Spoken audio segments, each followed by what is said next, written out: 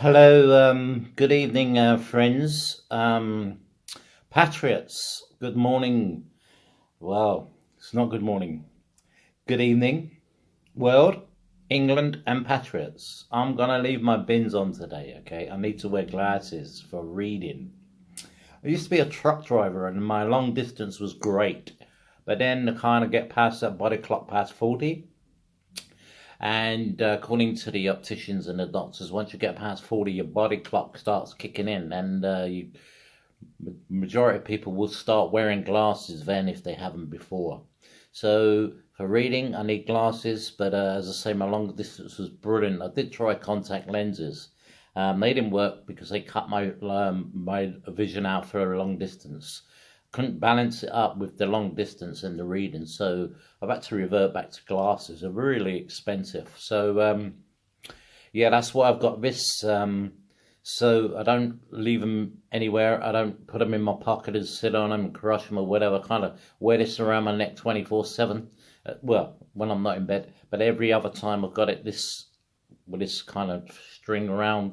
So I know where my glasses are all the time, and it's easy to slip them on when I want to read the phone or kind of read anything else. And I love reading.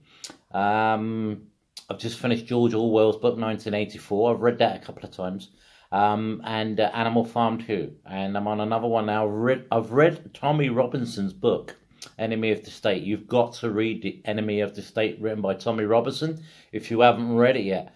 Because if you're a patriot, you should have read it, or you should be buying it and going out and buying it, or get it on Amazon and read it. If you're a real true patriot, you want to know what that guy's gone through for the last 20 years.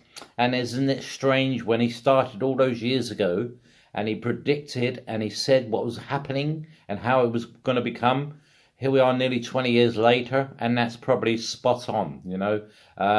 He could see what was happening because he come from an area where it was very a majority Islam. So, you know, we all love Tommy Robinson. He's a great guy. He's done brilliantly for this country, for patriots. Well, what I want to talk about is along those lines of patriotism. I can remember, and I'm an old guy now, right? I'm not going to tell you how old, but some of you know how old I am, but I'm an old guy. I remember before the Cold War with Russia, I can remember the tanks going up and down outside the Kremlin on Red Square. I can remember their military shows of their display of arms and what a tremendous army they had. The government then were saying all the media channels in Russia were controlled by the Russian authorities. All the media channels were biased. All the media channels were controlled by the government. And they had no freedom of speech. They said the Russians had no freedom of speech. So I was kind of intrigued by all this military hardware, the Kremlin, and if you'd have been British, probably it was very hard to get in there 20, 30 years ago, maybe 40 years ago, okay? So now you can go and you can take a camera and you can take a video camera. You can walk around a Kremlin with a video camera, all right? Don't believe everything you hear about Russia if you've never been to Russia. I've been to Moscow myself, okay? I spent a couple of weeks in Moscow. I had a week in Moscow and a week in St. Petersburg. Now, I found Russia fascinating, the architectural buildings, how it used to be, with this so-called belief I had before the internet that they were all kind of brainwashed. There was no kind of freedom for the people there. They couldn't speak, they couldn't talk, and the channels are controlled by the media, by the government, the Russian government. I wanted to go for myself, so I actually went around the Kremlin with a camera and a video camera. No problem whatsoever. Not so at all. Lenin's tomb there. I saw some basils, and I've done some amazing things in Moscow. There was once a time, Russian guys, they are built like brick shithouses, okay? They are big guys, and they're big motherfuckers, right? But you know what? I was walking through Red Square, and two Russian soldiers approached me in these big grey trench coats. You gun, you gun. I said, you're kidding me, aren't you? If I had a gun, I wouldn't be bringing it to Moscow, man. I wouldn't be bringing it to Moscow. I said, fuck, crazy. But that was it. They was kind of, I've been like that all over the world. I've like never backed down. I've kind of stood up to anybody and been up front. And they kind of knew this guy never had a gun. I was no problem. I was a tourist. You know, you could see I was a tourist. I should have probably dressed a bit more Russian, like with a leather jacket or a Russian hat. But I had my Berghaus coat on. It was because it was -13 with a wind chill factor of about 8. So it made it -20, you know. So well cold, well freezing. But it was fascinating. Fascinating. The tube stations are architecturally beautiful. The ceilings, the paintings, the carvings. Oh, they're absolutely beautiful. They're works of art, and you get a tour of these tube stations. But there was a particular time, although I've been around the world, people say, Dale, how come you've been to Moscow, to Petersburg, you haven't been to America?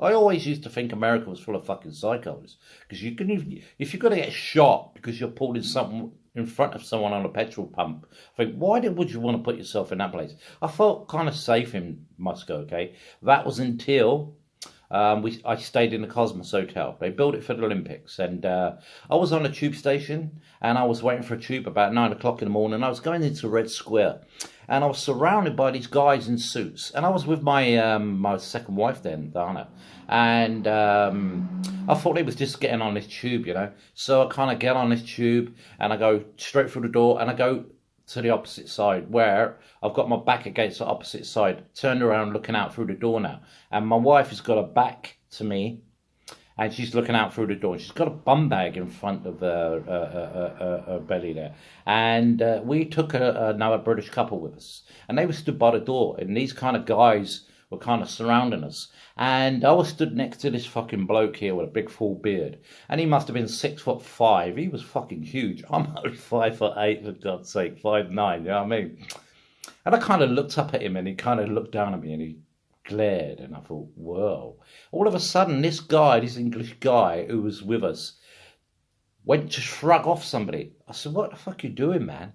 He said he's trying to pinch my wallet. I said, really? He said, yeah. And I looked at this big motherfucker who stood next to me, and I looked at him and I thought, man, he's going to fucking knife me or shoot me. What do I do? But with that, so quick, the tube stopped into the platform, and away they went. They were gone. They disappeared. So then my wife looked in her bum bag, and yeah, lo and behold, the guy who stood in front of her, facing her, there was a guy in front of her, making out he was reading the magazine, but it had cardboard or something in it to stop it flapping down. It was still open, so he took his hand out from under there into a bum bag on the tube journey, which was only 5-10 minutes, and he had a purse with 600 quid for 1 week, and we had 600 quid for the next week, and all our credit cards. So we got mugged in Moscow, okay? We got mugged in Moscow, but you can get mugged in London or anywhere, can't you? So I wasn't pretty worried about that, but it was a huge amount of money. So we went back to the hotel, and we got in touch with reception and said, could you get the tour guide for us? Oh, she's got a day off today. Oh, right. When is she coming in? She's coming in tomorrow. A Russian tour guide's coming in tomorrow. So the Russian tour guide come in the morning, and we said we need to go to police station to report our theft, and we've been mugged. And you know what? The woman was scared, petrified. No, I can't go to the police station. They will know I'm working. They will come to my house and steal money from me. I said, we've got a crime to report, you know, so we need a crime number for the insurance purposes. So eventually we persuaded her, but it was kind of, I think it was a delaying tactic. 3 hours on and off tubes around Moscow looking for the police station that dealt with crimes on tourists. And it was 3 hours, and it was off a tube onto another tube. And I was going to get really pissed off with this, and it pretty much scary by then, you know what I mean? Because all these people, you know, you stood out like a sore thumb, like a fucking a tourist. And if you stand out like a tourist, they're going to have you. But you know what, they had us, and you could see them people look at us new, and we were tourists. But this woman, she was petrified of taking us to the police station. So I think she was trying to get us pissed off. But you know what, we wouldn't back down. Eventually, we'd found this fucking police station in Moscow in the middle of nowhere. And as soon as we walked in, we heard fucking people being beaten up and screaming. But you know what? I don't give a shit. If you commit a crime, you getting beat up, that's fucking tough shit. That's the way it goes, right? You do the crime, you do the fucking time, man, right? So, well, in we go and see this copper. And he said, right, take a seat. We all sat down, and then they call us in kind of one at a time, or me and my wife and the other guy and his wife. And when it was my turn to go in with my wife, we sat in this little office with a cop in a uniform, cop behind the counter, plain clothes. He said, you got mugged? We don't have crimes here on tourist, he said. I said, well, you have now. He said, what happened? Told him what happened. He said, how much money? He said, you rich? He said, no. You've got to bear in mind, coppers were on about £20 a month. You know what I mean? 2001, 20 quid a month, wages, maybe. Very, very bad. He said, you rich? He said, how long are you here for us? A week. He said, you have 600 quid for 1 week?